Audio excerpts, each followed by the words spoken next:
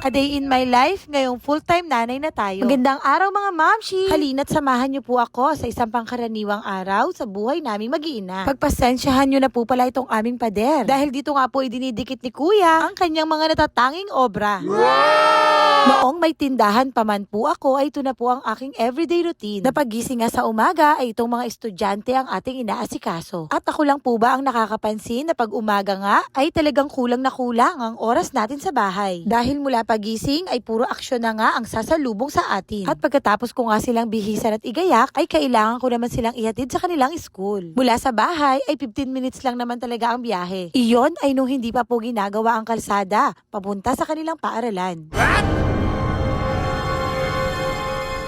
Dahil mula nga po nung sinimulan ang road construction, ay kinailangan na nga namin maglakad ng mahigit 2 kilometro papunta at pabalik. At take note, 3 beses ko po itong kailangan gawin araw-araw. Dahil 3 beses din po tayong pumupunta sa school para maghatid at sumundo. Nakakatuwa nga po na may isang private property dito na binuksan ang kanilang bakuran para sa mga kagaya nating walang mapag-iwanan ng kanilang mga sasakyan. At pagpark nga po ng aming e-bike ay dito na po magsisimula ang totoong aksyon sa buhay naming mag-iina. At ayon nga po sa gumagawa dito ay aabutin pa raw ng halos 2 buwan bago matapos ang project nila. Dahil libre na nga po ang parking. Ang pakiusap lang ng may-ari ay lagi daw isasara ang gate nila para pagdating nga daw namin ay aming pang-abutan ang aming mga sasakyan.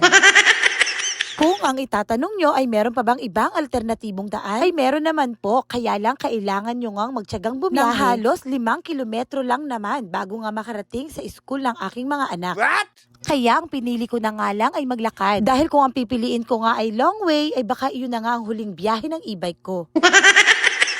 Kung titingnan nyo nga po ay talagang napakalayo. Pero pag sinimulan nyo nang ang lakarin ay parang baliwala na rin. At sa ilang araw nga pong paglalakad namin ay unti-unti na rin nasasanay ang aking mga anak. Dahil nung una ay talagang puro reklamo ang maririnig nyo sa kanila. Habang naglalakad nga po kami ay hindi maiwasang ako nga po ay napapabalik tanaw. Na noong kami nga po ay mga bata pa at nag-aaral sa elementary ay walang-wala sa mga nilalakad ng mga anak namin ngayon ang nilalakad namin noon. Kaya minsan maganda ring nararanasan ng mga bata ngayon ang mga bagay na nagpatibay at bumuo sa aming pagkatao noon. At sa halos 1 linggo nga naming paglalakad, ay nakakatuwa na talagang may mabubuti pa ring tao na handang tumulong sa kapwa. At yung iba nga po ay hindi ko lang na-videohan. Pero sa totoo lang ay hindi ko na po mabilang ang iba't ibang taong nagsasakay sa amin. Salamat mga sisi ko at ko-mamis. At alam ko naman na kung medyo payat lang si Mamshi ay talagang kakasya na ako sa mga e-bike nyo.